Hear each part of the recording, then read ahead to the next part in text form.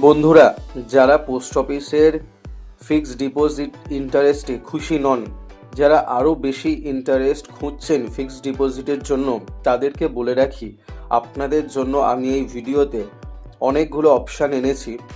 তার মধ্যে একটি হলো বন্ড। এবারে বন্ড হয় দুই প্রকার, একটা কর্পোরেট বন্ড আর একটা গভর্নমেন্টের বন্ড। আপনাকে আমি যদি বলি কর্পোরেট বন্ড সেটাও গভর্নমেন্টের থেকেও সিকিওর, তাহলে কি আপনারা ইনভেস্টমেন্ট করবেন?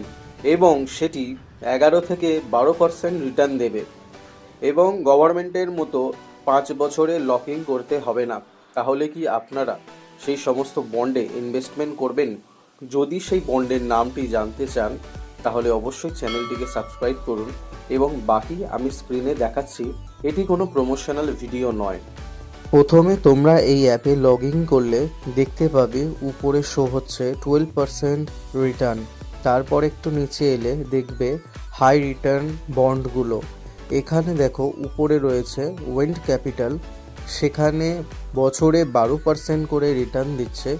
তাও এখানে তোমরা চাইলে 3 মাসের জন্যও করতে পারো, কিংবা এর থেকে বেশিও করতে পারো। দেখো এই ফান্ডের রিস্ক একদমই কম, যেখানে BBB- রয়েছে, তার মানে মোটামুটি ভালো।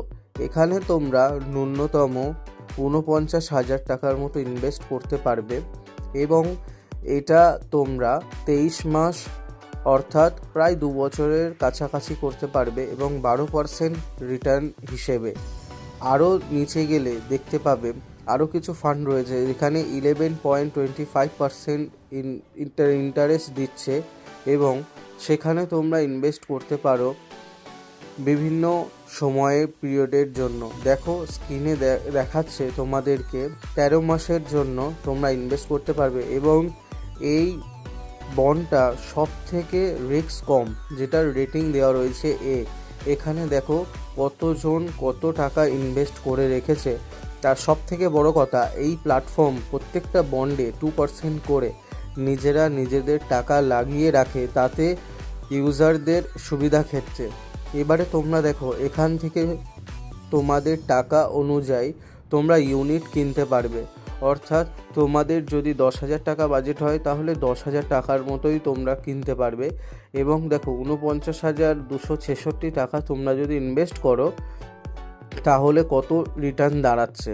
এছাড়াও তোমরা এখানে তোমরা দেখতে পারো যে হাই রেটেড বন্ডগুলো কত % রিটার্ন দিচ্ছে, এবং কত মাসের জন্য, এবং কোন কোম্পানি